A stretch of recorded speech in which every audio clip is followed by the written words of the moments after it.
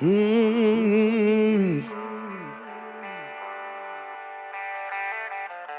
day you gonna learn. On the head in the club. Yeah, man. We got Country boy, where is that? Yeah, we got it. Yeah. Hey, man, it's your boy, Grade A Drake, CEO and founder of PBG Film Productions. We got my boy Rambo Too Funny in the house with us on the second episode of PBG Unplugged, Lifestyle, Coaching, Entertainment. Man, what's up, Rambo? What's happening? How about it? What's good, my guy? Hey, can I drink? Yep. All right, hold on. What's it? He finna go get some moonshine. Shit. I'm sure. You want one? Oh, shit. Nah, I don't want one of them. Oh. This Sorry for the interruption. Pardon me, y'all. Country. Hey, man, you know. Real? I want some of that. Well, you got Red Bull that's cold down here. I drink it straight. Yeah, man. So we got my boy Rambo Too Funny here, man. Funny by nature. Houston. Would you consider yourself a Houston comedian? Yeah, I started in Houston. Okay, yeah. Where you originally from? I'm originally from Georgia. I'm from a small town called Milledgeville, Georgia. Milledgeville, Georgia. It's a city. It's known for had the largest kitchen in the United States because it was the largest psych ward in the United States at one point. Damn. Called the Crazy House. When people say the Crazy House, it's in my hometown. Damn. They used to pay people to drop people off up there. Like they used to say, man, you keep acting crazy, I'm gonna go over there and give me $75. Yeah, all the medicine that they was trying, they were trying it on people at the psych ward in Milledgeville, bro. Damn. Yeah. Damn. So how long have you been in Houston? I came to Houston I moved to Houston in fall 2013. So I've been out here a little over 10 years. Okay, yeah. So outside of coming from the country to the city, what was your expectations when you moved into the city? Man, I ain't gonna cap it down, bro. You know, they said, you coming to Houston, I'm like, gotta be just like Georgia. Yeah. You know, country, backwood, man, I gotta hear them wide ass highway. We ain't got no wide ass highway back home, bro. Yeah. Like them 610 and 45 and 59. I ain't none of that, bro. Yeah. I almost got ran over my first time on the highway. I'm like, man, where the cows and horses at, man? Yeah, See these big tall buildings. So it was definitely a culture shock for me because I had to adjust to the way things are done in Houston. You know, from the fashion to the way the clubs and bro, I'm used to going to clubs where they frying pork chop in the back. Yeah. Dirt floors and shit. You know what I'm saying? So it's like a bigger Atlanta. It's a better version of Atlanta. So like it was like we used to leave the country, go to Atlanta, and oh shit, go to them country ass niggas again. Yeah. So it was same shit. Yeah. So when you got your feet planted, what was the first thing that you did to make yourself an official Houstonian? What was the first Houston thing that you did? Thank you so much. First Houston thing I did. Oh man. I get one of Red Bull, Ken. What's the first Houston thing I did?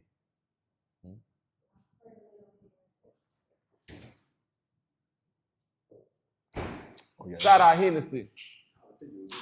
Huh? Oh, it is? Yeah. Hell no. It's a D-bar pour. A D-bar pour? Yeah, that means it ain't a lot of mix. I'm trying to say it's high on the road, like it's in there. I don't know how to hit it. Oh yeah, they're gonna be a good interview right here. This strong. It's gonna be a good interview. This a D-bar pour for real. Yeah. So yeah, what was the first Houston thing that you did when you planted your feet in the sand, man, out here in H-Town? First thing I did, man, that I would say was Houston. I learned the South Side. I was at a club. I went to school. I was in school at Sam Houston. Shout out Sam Houston State. And I was down there and I'm in the party, bro. And all the dances different. I'm like, I ain't never seen these dances before. Yeah. In Georgia, I ain't gonna say we was still snap dancing, but the music was different, and it was just like the party, what's the shit? The party boy, the Dallas party, what's the Nation? What's that shit? Young Nation? The Young Nation. They was playing the Young Nation music and they was the South Side came on. And everybody started doing that little. I'm like, hey man, I'm feeling yeah. I'm like, okay, bitch. So I'm like, hey, you Houstonian now, man. You know what I'm saying? You learn the South Side. Yeah, for sure. That's the official Houston dance. You know what I'm saying? So as far as on your comedic journey, was you doing comedy in Georgia? I was, so at the time, when I was in Georgia, they had Vine. I was making vines and stuff like that, you know. And folks were telling me I was funny, you know, I'm funny one of the guys. And then I got to Sam Houston. Everybody heard my accent. So it was real bad back then. When I first got to Sam, nobody could understand what I was saying. I was real, hey, but if you real tight shit, whoop, whoop, blah, blah, blah, goddamn, I'm on that. And they're like, bro, what is he saying? And so they were like, bro, you hilarious, and we don't even know what you're saying. And so I was making the content or whatever. Instagram was different back then, though. Like, it was real hard to push that Instagram content. So what ended up happening, I ended up losing a bet to my partner in the drinking game. You know, I did poke a hole in the bet and drink it. I lost. He said, all right, and the bet was I had to go do some time on comedy stage. Lost. I went to St. Danes, Midtown, downtown, and did 4 minutes. I did 4 minutes, and somebody in the crowd booked me. Damn, so from then it was on. It was history ever since then. I said, this how they work? Then gave me $75. He gave me a deposit. I was gas money to get back to Huntsville. Damn. Yeah. So from then it was like, this is what I'm finna do. I'm like, man, what? And then I said, you know, it's gonna be tough because I can't live off $75 a show. Right. So I'm gonna still stay in school. I'm gonna get my degree. I'm gonna get me a job. But I'm gonna keep doing the comedy too because that's my dream. Right. I know I gotta do it. I gotta do it different. I was real green though. When I first got in the game, I was super green, bro. I'll take anything. I was taking all kinds of stuff. And realizing that people weren't as big as they said they would. I'm thinking I'm finna get signed. I'm finna sign deals. I'm thinking, oh, I'm out of here. And then nothing materialized. So I'm like, all right, man, I gotta really watch how I move. I didn't have representation or whatever. Then I met DJ Young Sound. He saw a clip. I sent him a clip of mine because Monty was finna shoot his first special. So I sent him a clip. He was looking for other comedians. He said, come on, man. I need you in the movie and I need you for the show. I'm like, oh, a movie too? I'm like, bet. This might be all right. Yeah. So I went and did that. And me and Sam, we locked in. Me and Monty, we locked in. And they kind of helped me. Then Labo was in the mix. Labo was kind of, you know, shielding me from all the bullshit. He wouldn't let nobody mess me over. I was getting messed over bad, bro. Damn it. Yeah, I go out perform. You know, I'm driving from Huntsville to Houston when getting no bread. Yeah, and I be just looking stuck. Yeah. You know what I'm saying? I'm there like, nah, thanks to them guys, man, now I'm a little bit more rough around the edges, so you can't play with me like that no more. You understand. It's paperwork now. Yeah, for sure. So man, I see you doing your thing with the country comedy, man. Break down the boot game for us, man. Boot game, all right, so these just some regular cowhide, these some Justin boots or whatever. These are everyday boots, you know. These like the white horses of boots. Feel me? So you can throw these on, man, get them a little dirty, wipe them down, you can still go have a good time. Still look presentable. Now when you get into exotic skins, it's a whole nother ball game. To break these in, right? Because a lot of times people buy boots and they get discouraged because their feet start hurting when they wear boots.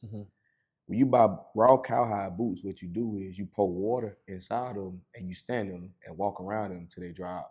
It's just like foam posits. It'll form to your feet or whatever.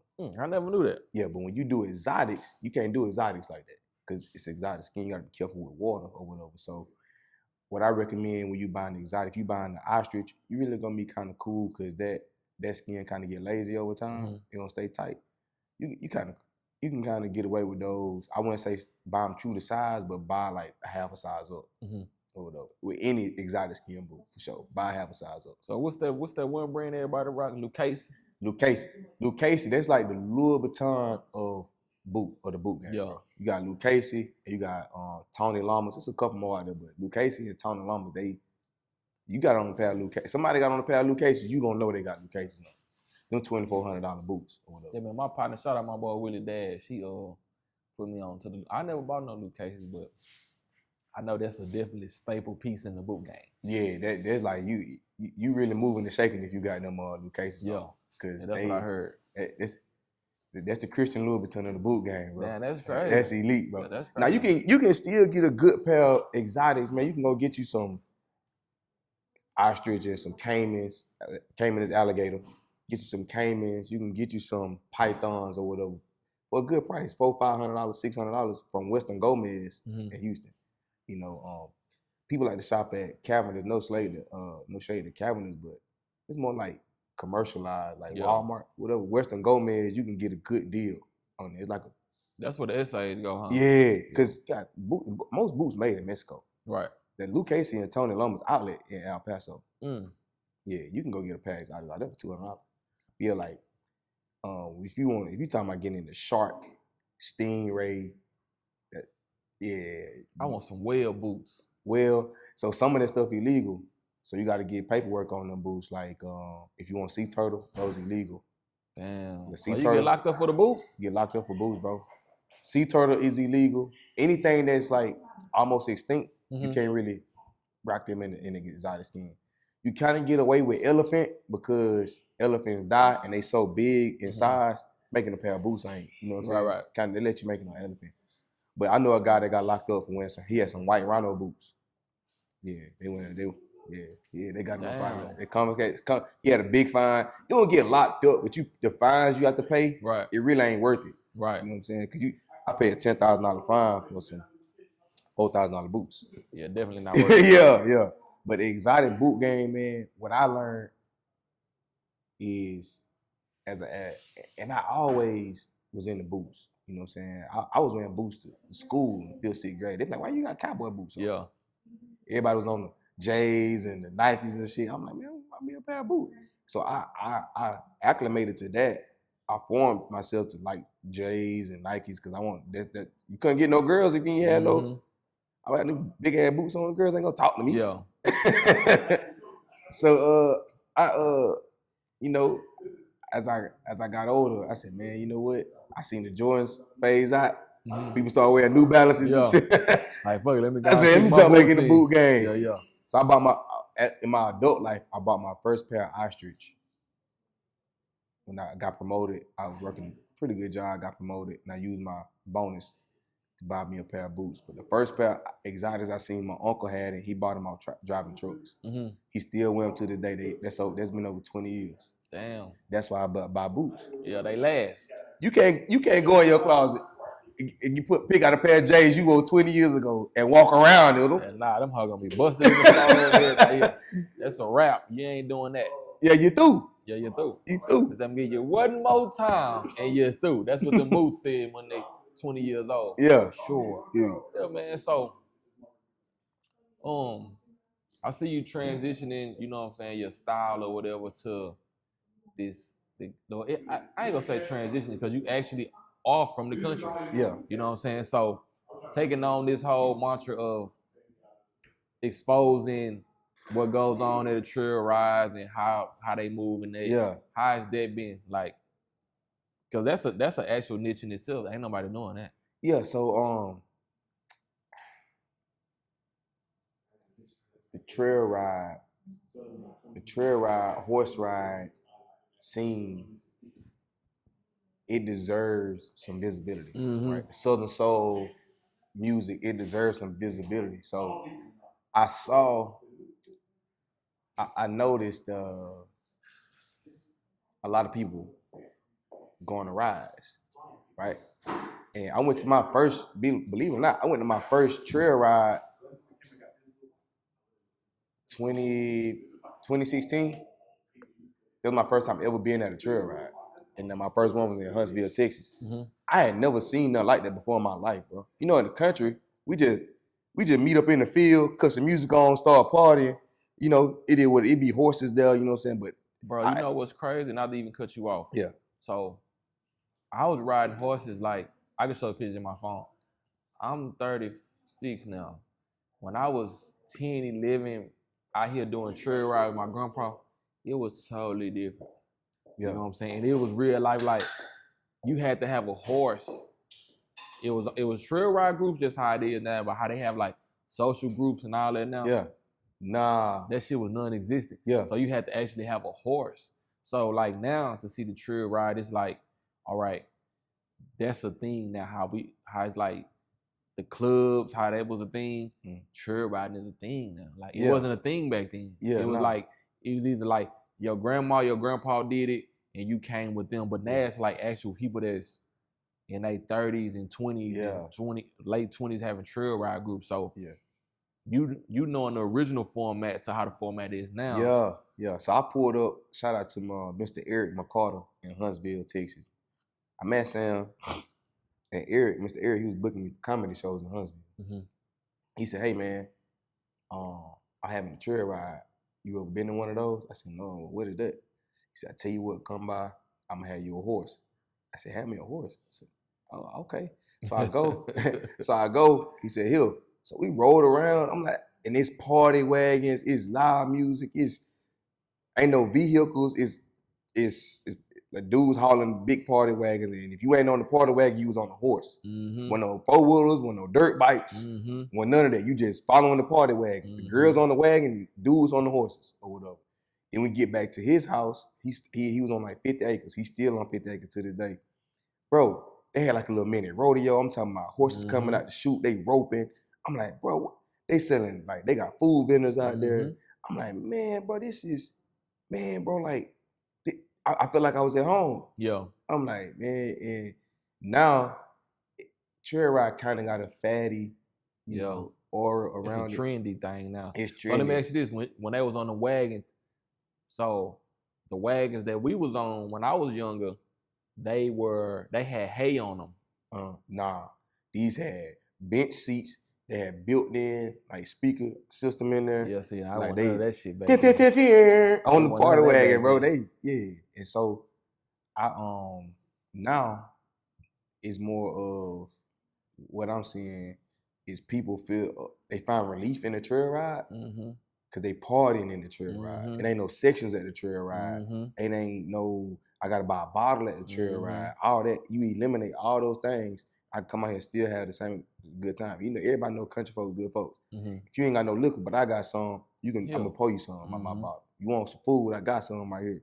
You ain't got to worry about going to Whataburger when you leave and all that, because there's plenty of food out here. So I think what the people are seeing, especially the younger generation, they're seeing more of a form of release, relief, because the club stuff now, bro, it's all about status, bro. I'm not going to camp. I can't go to camp, bro. Right. Camp ain't. I've been to camp one time, bro. I said, yeah, this ain't for me, bro. Right. Everybody in here got on Balenciaga. I said, I can't do camp. Yeah. You know what I'm saying? Like all the girls in here, man, listen. I'm so good. I'm gonna derail it. I'm so glad I'm married. I would have been an amazing trick, bro. Damn it. But if I was single, not tricking off the boot money. But if I was single, I'd be buying all kinds of shit. But nah, man, yeah, bro. So I'm like, nah, I can't do the club, bro, because the flow ain't open. Everywhere you go, it's a piece of furniture. It's a sofa. It's a wall. It's a structure. I'm like, bro, I seen you in that $100,000. I got some videos of you cutting the rug too. I had fun in $100,000. I'm gonna post it. Yeah, let's do it. I had fun in $100,000. There to see J. Paul. Yeah. Now, and you had them. What kind of boosting was you had on that? Those Python. The white ones? Yeah. Python. Got it from Go. Had on some white Pythons. Did you have a matching belt on too? I had a white Python, black ostrich belt. Yeah, I know you had he had some exotic skins on. That nigga was clean in the motherfucker too. Yeah, and then what I will say though about the trail ride is the line dances, like it's a bunch of line dances, right? Especially on the East Coast, Georgia, Alabama, South Carolina, Mississippi. It's a lot of line dances, right? Texas, Louisiana, you got to blend in Zydeco with the line dances, two-stepping, right? I'm doing the two-step. They not doing it on the East Coast yet. I call the A&R. Well, I ain't gonna call him A&R. My partner, man, he run this record label called Guap Records, or whatever, owned by Bud Dupree, NFL defensive end. And so I'm on the phone with him. I said, hey man, y'all Zydeco, you gotta play the Zydeco. He's like, what is Zydeco? I'm like, man, ain't Zydeco. And so they doing 200 line dances every night. Damn. Just to stay moving. You know how they'll balance it out. Okay, we're gonna do a few line dances, then we're gonna Zydeco, line dance, Zydeco. They ain't caught on the Zydeco yet on the East Coast. Yeah, so that's another element of the trail ride on the East Coast, Southeast Coast that's missing. First trail ride I went to the PV trail ride, everybody out there two-stepping. Yeah. Like two-stepping. They two-step more than they line dance. I still ain't got the Tamia line dance down yet. But let me tell you something, bro. I can't line dance for shit. I learned how to do the Tamia dance at 100 grand. I was going to 100 grand every Wednesday for they was doing the karaoke. Karaoke night, yep. And every Wednesday they was in there doing it. I just watched it enough till I just caught on. I can't get it for nothing, bro. Like I be like, I want to jump in line and it's a 7 count though. That's what people be. That's too much. That's too exactly, bro. I need a 4 count. I just want somebody that do a makeup and line dance, but we slap the flow. You remember on the hustle, the electric slide, you just then you come slap the flow. Ain't nobody slapping the flow no more. We gotta slap the flow on these goddamn line dancing, man. A 7 count line dance is crazy. 7 count, bro. That just one way. That just 1, 2, 3, 4, 5, 6, 7. Then you stop. You gotta go the other way. That's too much. Yeah, but I say this. Thing I love about the trail ride, man, is most of them that have been happening recently, like the one they had one in Sparta, Georgia. They're having a bunch of them around Mississippi, Alabama, South Carolina, all non-violent. All non-violent, bro. It's all that's good. You ain't got when you come out there, you don't feel no reason to kill nobody. Yeah, that's good. That's good. Like you go carry behind the horse trailer, go fight real quick and come back, but shoot. Yeah. And then the old heads out there too. Yeah, they ain't letting it go down. Old heads out there too. Like them OGs, yeah, like them the ones that I tell people all the time, bro. Like to me, the most dangerous man in the hood ain't the street. The nigga that you know is gonna shoot you in the face. He ain't the most dangerous one. It's the one that take care of the hood. The man that's doing the community givebacks. The one with the knowledge. The one with the knowledge. The one that's helping people get jobs when they get out of jail. That's the most dangerous man because if you bother him, you really done messed up. That's the one that not only is the outsider scared of, but the law they scared of him too. Because he got the knowledge. He got the knowledge. He can pull people out of a dark place and put them into the light. You know what I'm saying? And dude, you got to do it like that in the hood. He got connections at the courthouse. He got connections politically. He got connections on the job market. Oh, what you did? You got a non-violent offense? I'll bet I can get you. Come on, go apply right here. You pass the drug test? Yeah, man. Let me know what they say. That's more. And them the type of dudes that's out there at the trail ride. So going from your first show, moving to Houston, to where you at now, funny by nature comedian. How is that, and how did that relationship form with you and Trey and the comics that he chose and the comics that y'all curated to put that whole situation together? How did that situation come about? Yeah, man, it really was a blessing, man, because I was in a space where I had kind of got idle, I had kind of got stagnant, but I was still putting work out. Hey, man, what on? I need to work my move or whatever. So Monty ended up getting locked in with Trey or whatever. And then Trey did something on the internet. He was doing Trey back when he did Trey time at the Apollo. And so I jumped on Trey time at the Apollo. And I had on the boot and under beard. I had the goatee on or whatever. I forgot what I did. I ended up singing a song. I ended up singing like a crazy song. And he seen it wasn't the song that got him. He seen the aesthetic of the beard. Yeah. And I didn't know at the time that he was planning on doing a movie. So he wanted Unc for the movie or whatever, but he also knew I did stand-up or whatever. And so Trey Day came around and he had already had the lineup.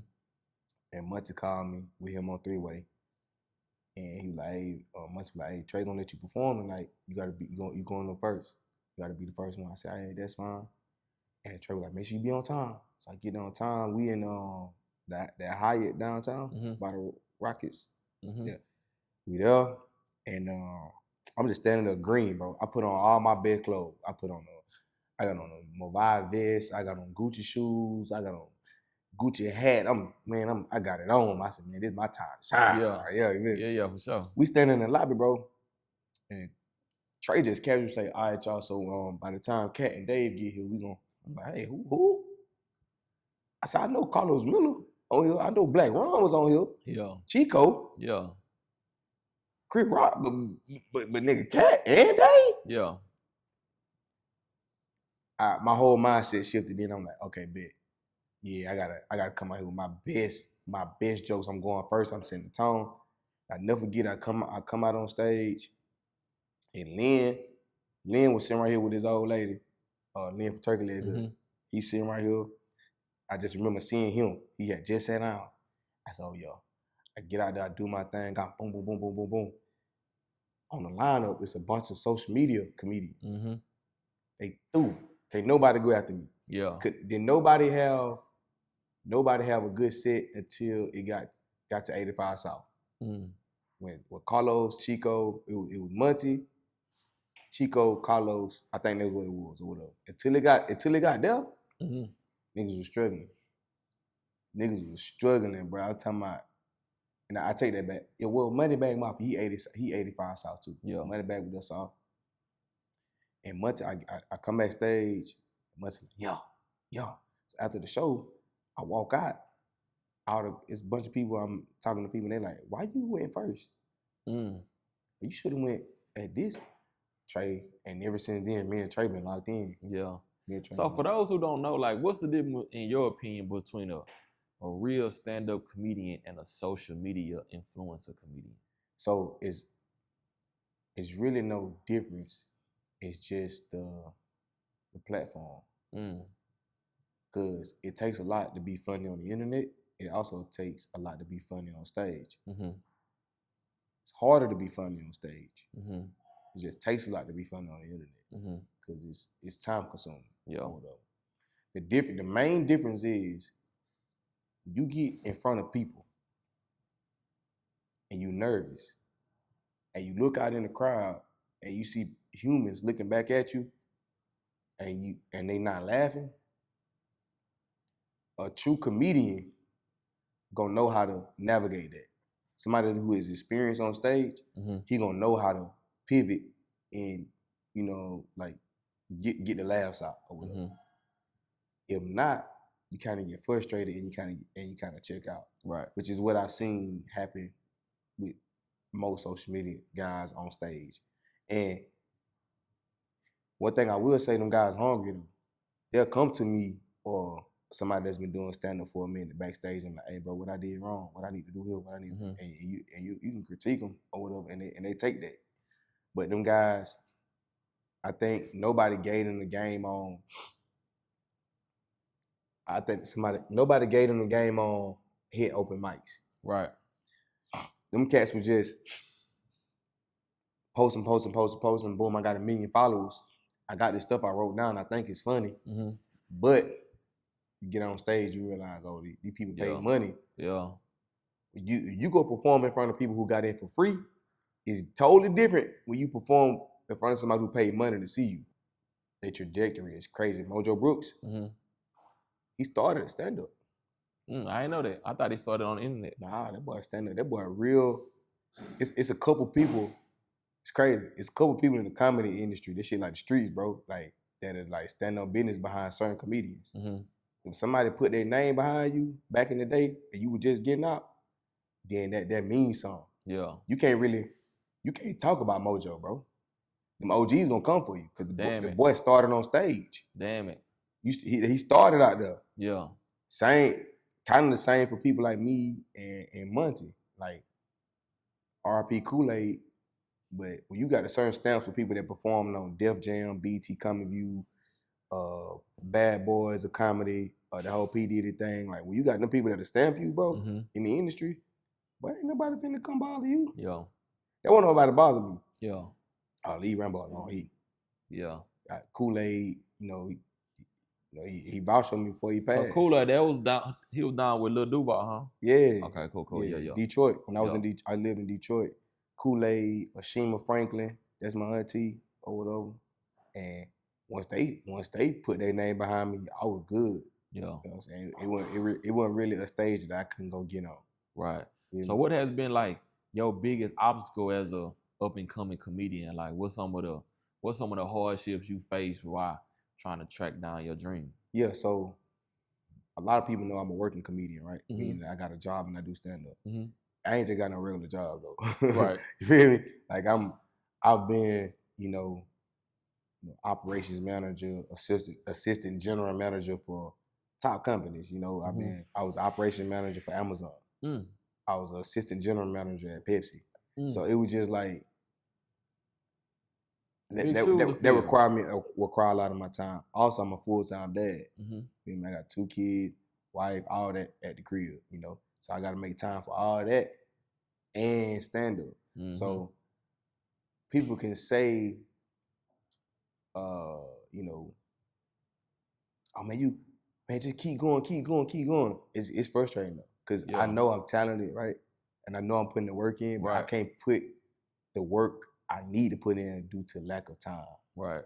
The time just ain't there. So I would say, when I had kids and I decided to marry a woman, I knew I had a country boy. I'm a country boy. When you from the country and you decide that you're gonna marry somebody, you have a duty and an obligation that you committed to take care of that. For sure. It ain't no excuse. For sure. You say you making $300-400 a show. Oh, okay. If they're gonna pay the mortgage, if they're gonna pay their car note, if they're gonna pay for daycare, right? Oh, it ain't. You need to go get you a job then. Yeah.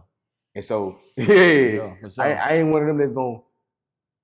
And I ain't putting nothing on my old lady.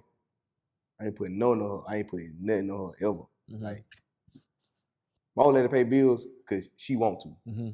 Because she want to have skin in the game. She don't want nobody taking care of her 100%. Like, she like, nigga, hell no, I'm gonna pay the internet or something. Yeah. You just gonna put me out. But where I come from, feel me? You a country boy, you just taught to pay everything without question. That's why I never got involved in them 50-50 conversations. Yeah. Ever. I just knew you gotta have the tenacity and the will to go get it and not argue with a woman about it. I don't know no country boy that'll argue with a woman, bro. We don't argue with women. Yeah. If a woman is upset, it's a reason behind it. And so all right. Yeah, you trying to figure that. If it's something I feel that can be justified on my end, then I state my case. But I ain't just finna keep doing the back and forth now. Yeah, I ain't doing that. Yeah. Hey, look, I sleep in the truck.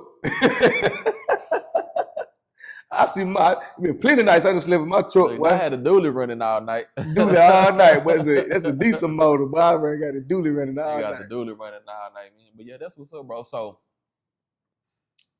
explain to me the earpiece, bro. Let me tell you something, bro. Breaker 19. And we gonna get into this. Listen, bro. I bought this as a joke. I had Bootlandy. I just wanted him to be. I wanted people to see a blue collar man, right? A lot of times when cats do old men characters, they do them either churchy or they do them like on some old hood guy stuff, or they dress him real tacky like Brown or Tyler Perry. Yeah. I didn't want that aesthetic for Boot. Right. So I wanted that blue collar, beer drinking, loud talking, cussing, and the headpiece and the hat just added. Because these are the type of men that raised me. Yeah. I'm blue collar raised for sure. You look like my stepdaddy right now. Yeah. And so I bought it as a joke. Then I cut it on. I had never cut it on. I cut it on, bro. And I said, in my phone wrong. And I answered the phone, and it was on this. I said, rock out. Bro, game changer. I said, hey. Better than the ear part. I said, you can hear what's going on. I was driving. I said, can you hear me outside? I'm driving. Can you hear that I'm driving? She said, nah, I can't hear. All I can hear is you. Yeah. I said, what? And then I started playing music while I was cutting grass. I said, oh man, yeah, they do. Yeah, my partner drive trucks, man. I'm like, man, where you at, boy? You at the house? He talking about, nah, I'm in the snow right now. I'm in the truck. I say, what truck? He say, shit, I'm in my tractor. Couldn't hear nothing. I said, bro, I can't hear nothing. Yeah, I'm talking about I couldn't even hear the. Yeah, nah. I ain't hear shit. Nah, you can't. Yeah, boy, they cancel out everything, and I say that's crazy. Yeah, bro. So that's why I went. That's why it's in my head now. I know we got the new school truck drivers, the old school truck drivers. Yeah. What's the difference between the two? So both of my uncles drove trucks for over 30 years. And so all I knew was trucker, bro. Like, That's all I ever knew. And before like GPS and stuff came out and on the phones, I was going to college in South Georgia. Mm-hmm. They taught me how to get there. And so they knew how to navigate the roads without no map. Mm. Yeah. Them boys can get halfway across the United States with no map. No map. So they was like, hey, if it's two numbers, but it end in an odd number, you going north or south. Mm. If it's two numbers and you end in the even number, it's going east and west. I-10, east and west. 45, north and south. If it's that's crazy. Yeah. If it's three numbers, it's a loop or a bypass. 16. Bro, that's crazy. I never knew that. Yeah. Y'all knew that?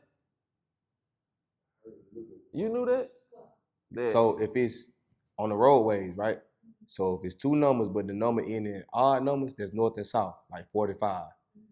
If it's even numbers, it going east and west, I-10. Oh, you saw TikTok? I never knew nothing about that shit, bro. Yeah, bro. So that's how I knew how to get back and forth to school. Damn, that's crazy. Yeah, they taught me, and they was like, you know, if you're on them back roads, they talking about the back roads or whatever.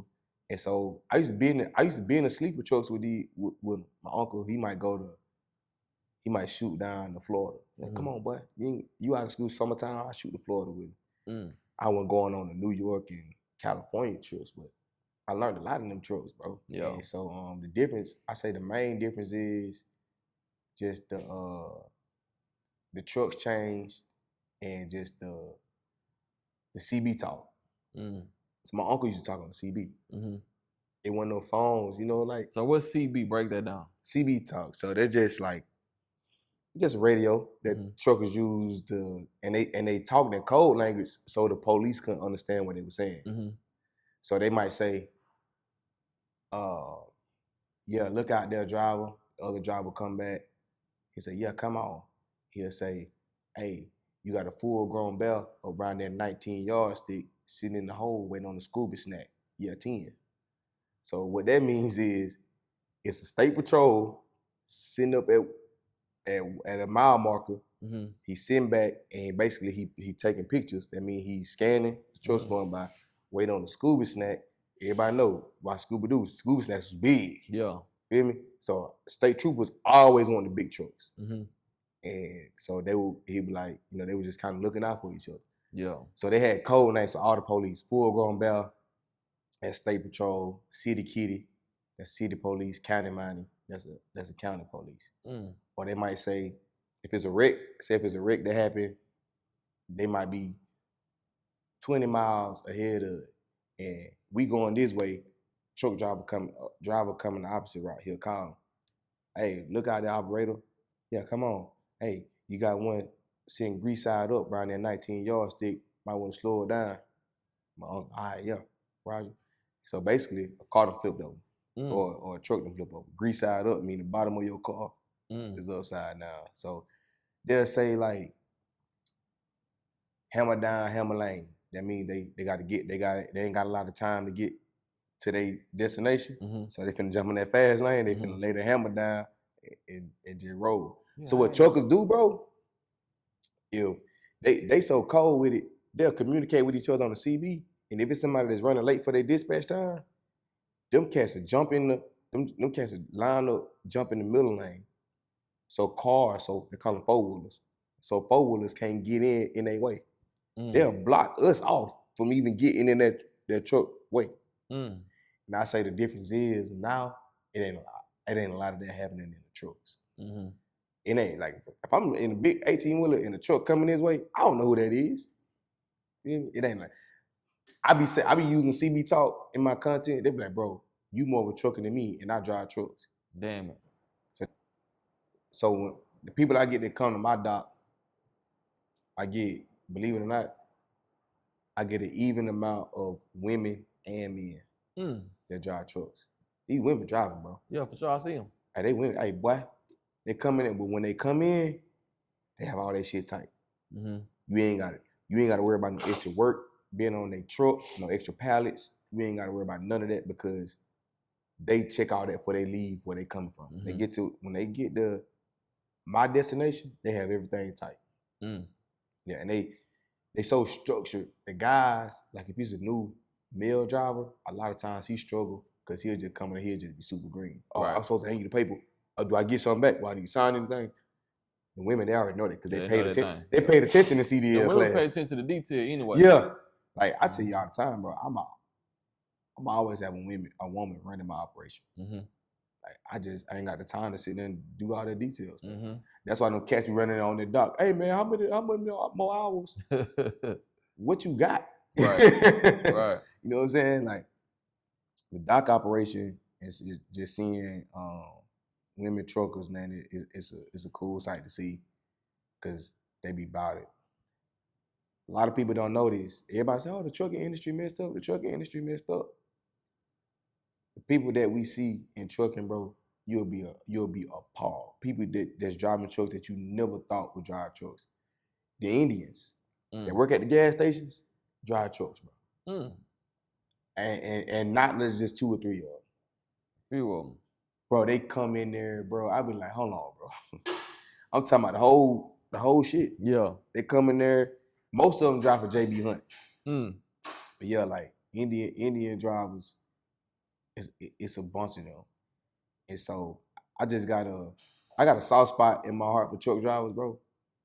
Simply because of how I was raised. Mm-hmm. You know what I'm saying? I was raised by all truckers, bro. And seeing livestock loads like chickens and that chicken load pay too. That chicken load a bag. That chicken load pay, I done seen the bill for $9,000. I done seen the bill, a brisk, like you got beef on you got a reefer and you got beef. Mm-hmm. I done seen that bill go for upwards of 13, 14. If you got ice cream, that's a bag too. Ice cream. So let's dial back to the entertainment side. Yeah. So you in the movie I Got the Juice. Got the Juice. You in Soul. Soul. So how was it going from stand up, open mic, movie, where you at now? Man, I tell you like this, bro. I love movies. I like being in movies, but it takes so goddamn long. Yes. Bro, being on set is draining, bro. 10 hours minimum. I work in a fast-paced environment. Mm-hmm. So when I'm just sitting idle, I get reckless. Yeah. So that's the only drawback to being on set. But translating from the stage to the movie is very intricate because people think comedy is just telling a joke. Mm-hmm. People don't consider timing and pace. Mm-hmm. It's something that I had to learn. So when I came out the stage, I just thought I'd get in this movie. I just say my line. It's gonna be fun. That's it. Nah.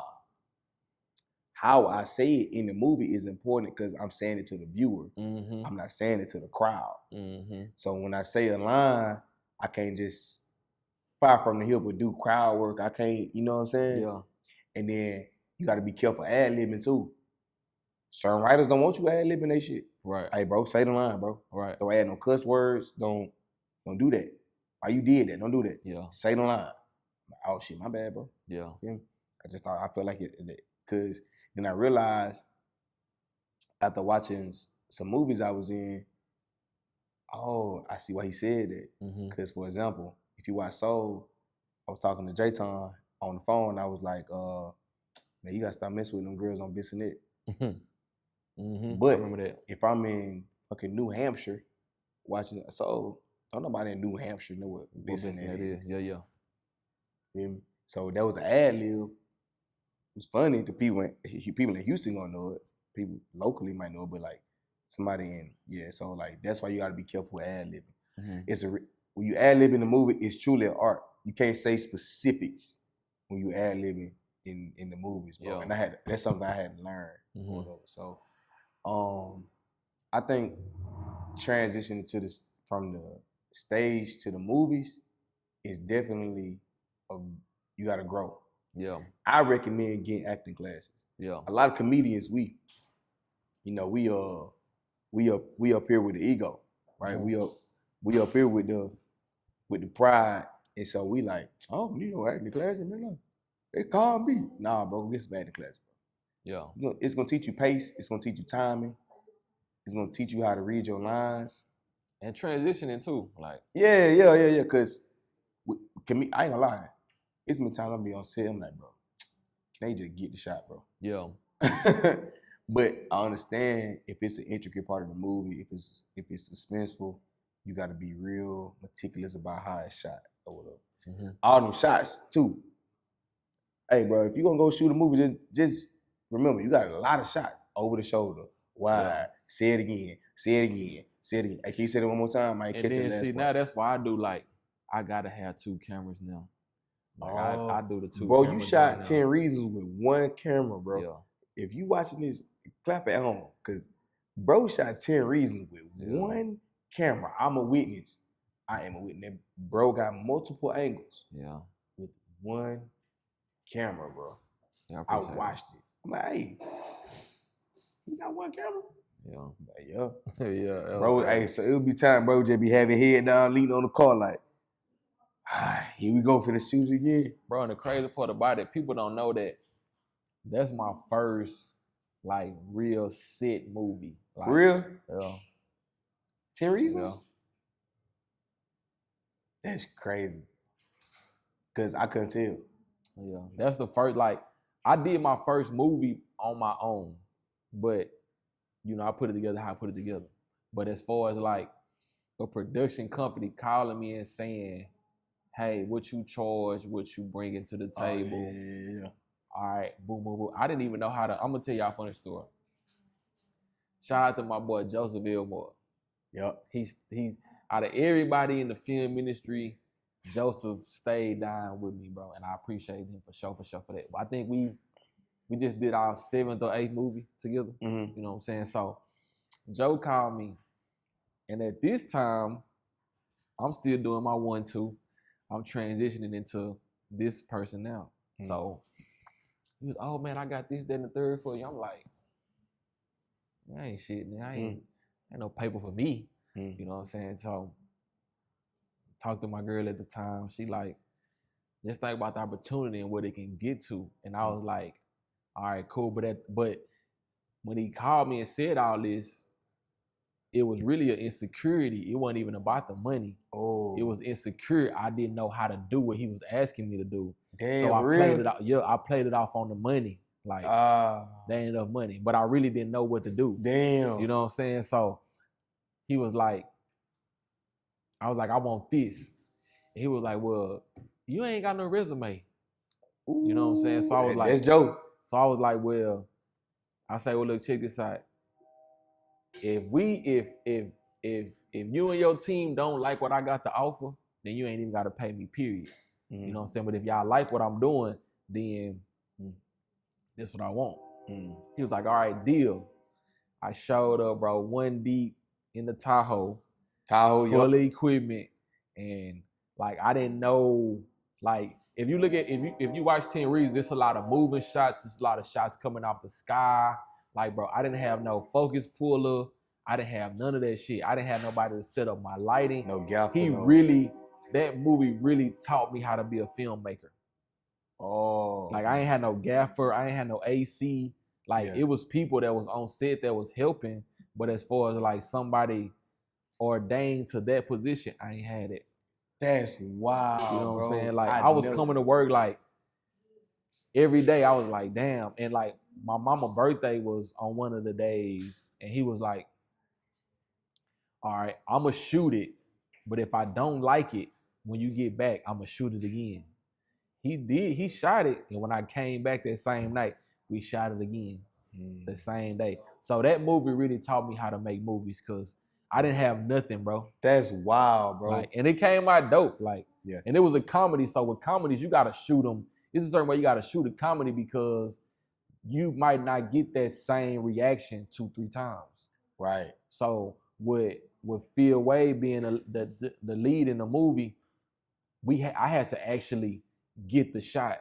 Yeah.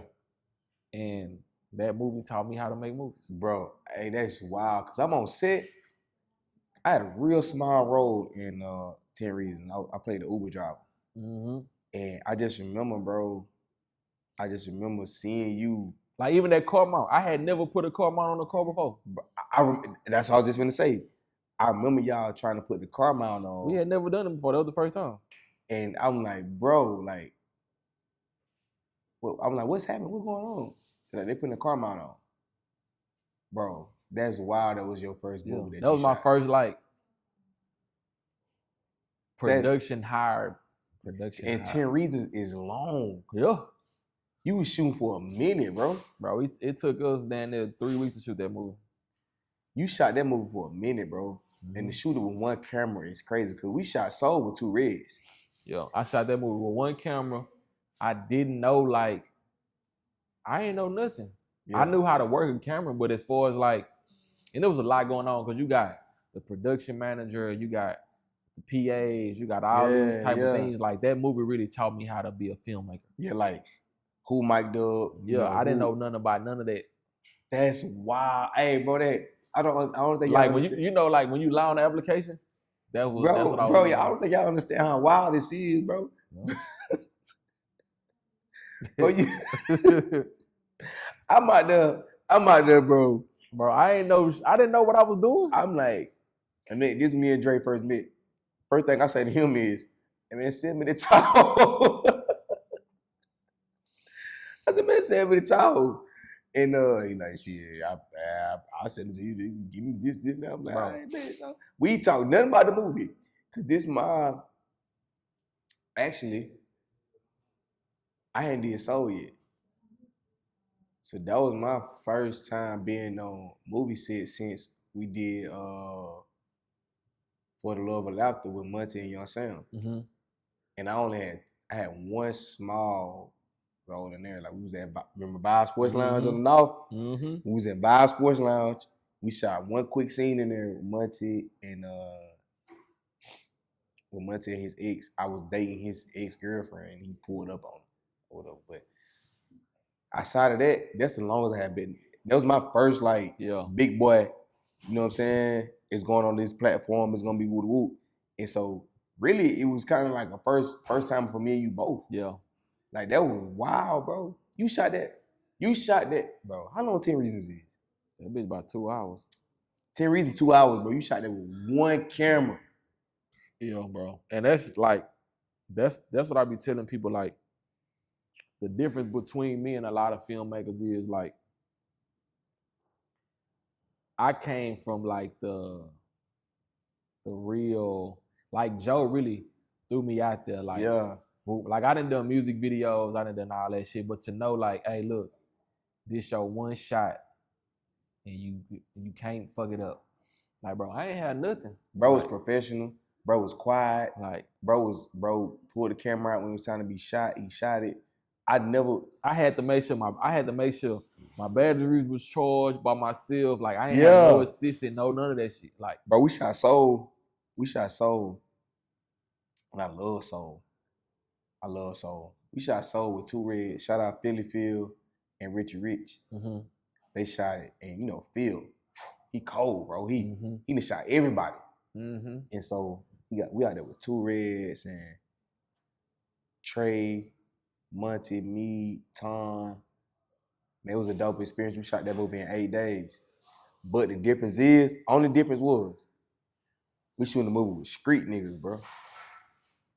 Most of our shots was at night, if you watch Soul. Yeah. Niggas ain't come out daytime. Yeah, they get up late. Yeah. Yeah. Most of our shots at night, and I was working at the time. I was working at Amazon.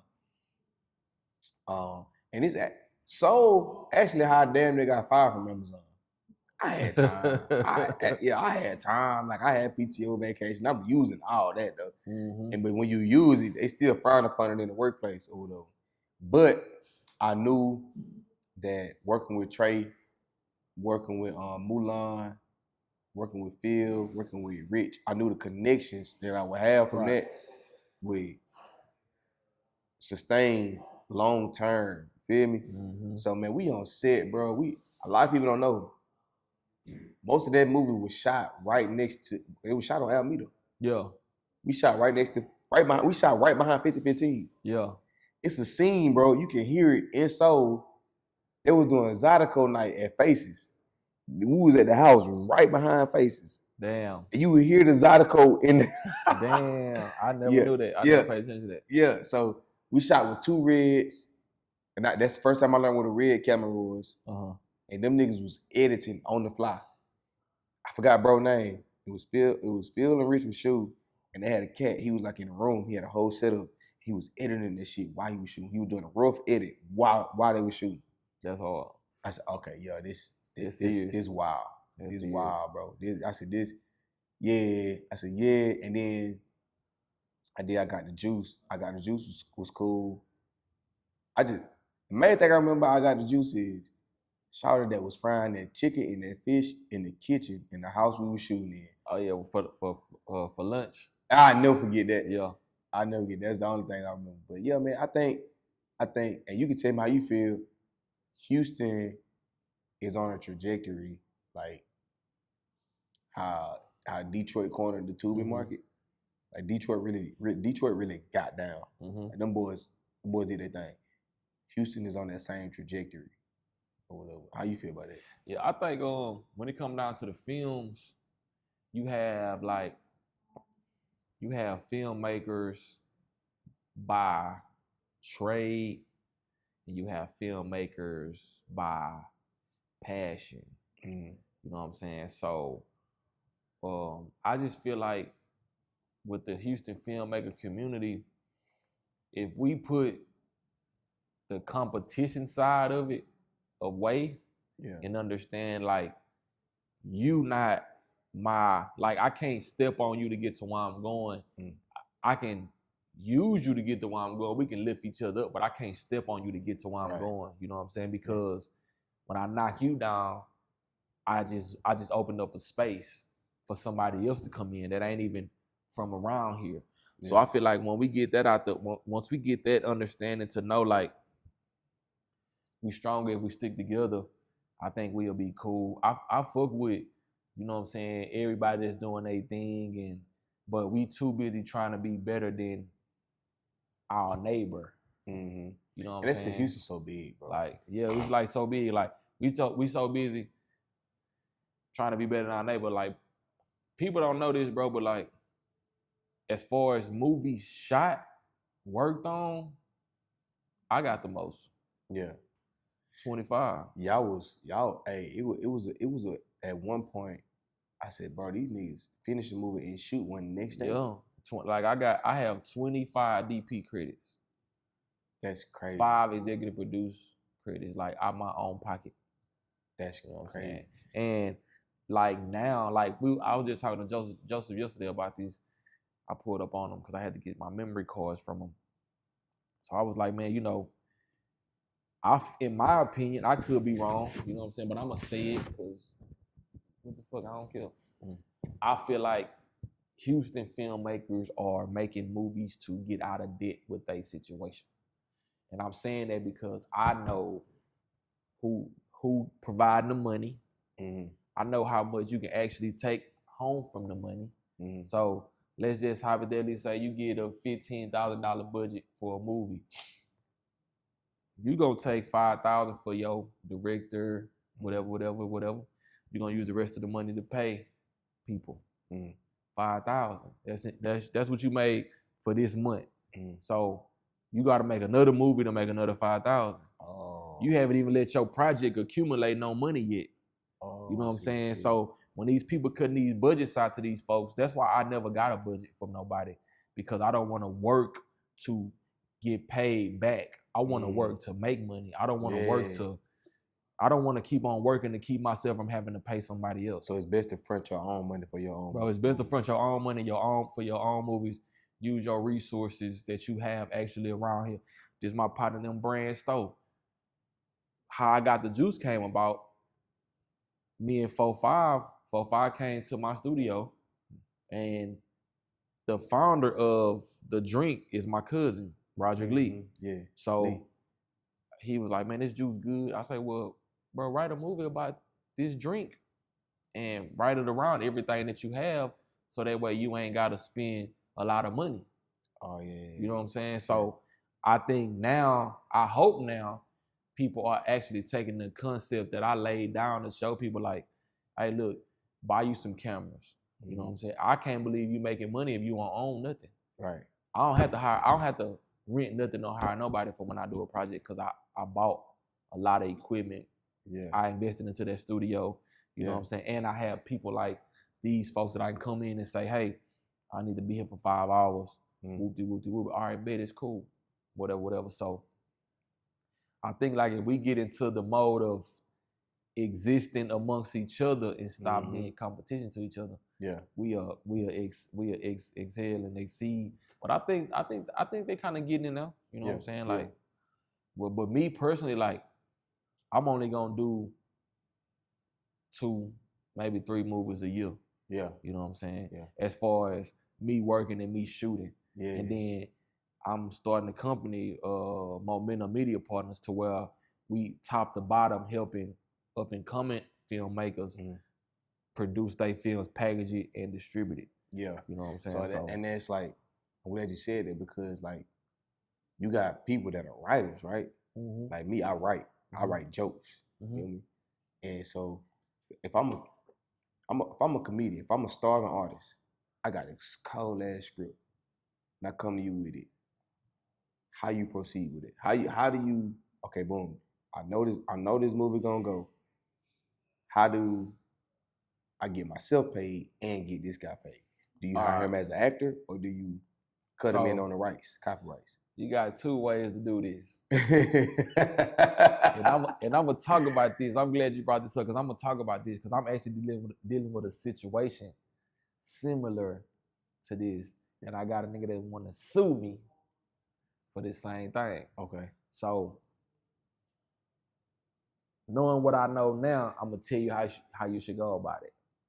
First off, you should establish what you want your role to be in this situation. So, you want to be just a writer? Cool. All right, as a writer, do you want to sell a script? Or do you want to be a writer/producer to where you come in and you actually help make the film? Do you want to be a writer, producer, and an actor? So do you wrote the movie, do you want to help produce it, and do you want to be in it? Them all 3 different things. You know what I'm saying? So it will first start on determining which one of those you want to be first. From that, we're going to draw up the paperwork to establish the roles and accountability and responsibility. From that, we're going to figure out what we need to make this movie. Locations, actors, props, wardrobe, the whole look of the film. From that, we go to casting. Once we cast, we do a production meeting. Once we do the production meeting, we do a table read. From the table read, pre-production, or either order that fits your situation. It might be pre-production before table read. It might be table read before pre-production. Because in some instances, locations may change, actors may change. So boom, boom, boom. Then you figure out when you want to shoot. But I don't know if I said anything about the budget. But first of all, you got to figure out how much money you want to spend on this project. Okay, You know what I'm saying? From that, you determine your locations, how much you want to spend on your actors, all that. Because you said earlier, off the record, y'all was talking like comedy movies, you don't need a big budget. No, not you. That wasn't you. That was Cat Williams. I was watching the Cat Williams interview, and he said, him and Theo was talking. He said, you don't need a big budget.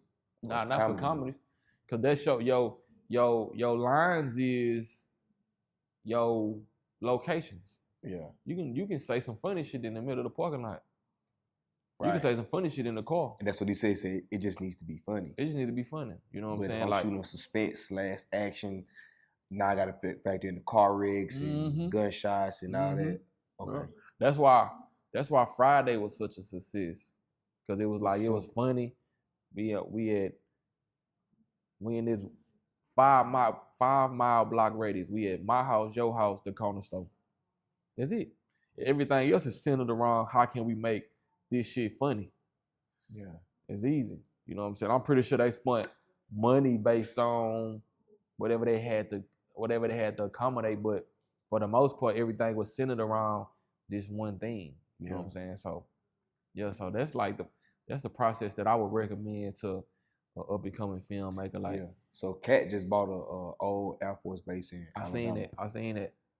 And that's gonna be cold because if you know Atlanta, you know who out there. Mm-hmm. Everybody out there. From a funny perspective. Mm-hmm. 85 South there. All the OGs there. Steve Brown, Marvin Hunter, all of them out there.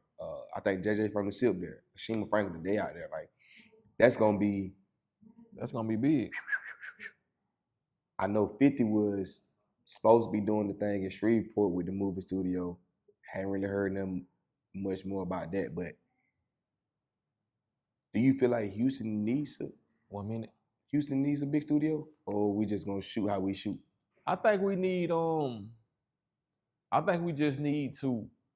We don't need a big studio. We just need to understand what we have here. I don't think we need a sound stage. I don't think we need none of that because we have so many cultural things in our city. I want to see an actual Houston movie to where it's like we know that's in Houston. Oh, we ain't got one of those yet. Like Friday, Friday in Cali. You know what I'm saying? Like I see what you're saying. Okay. Like we don't need no sound stage because we got culture. You know what I'm saying? That is valid. But my boy said we got 1 minute left on the screen, man. We're gonna have to wrap this thing up. We might have to do a part 2 of Rambo, man. Yeah, that was fun. We might gotta do a part 2, man. We got some more to talk about. Tell them where to find you at. We got. Oh, man, we good, man. So tell them where to find you at. Hey, man, Rambo 2 Funny on everything, man. RAAMBO, the number 2 Funny on Instagram, TikTok.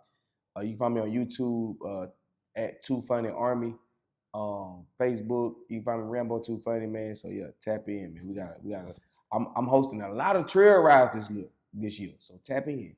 Yeah, man. I appreciate you, my boy. I appreciate you, man. My guy Rambo, man. Grade A Drake. We're gonna do a part 2 of this thing, man.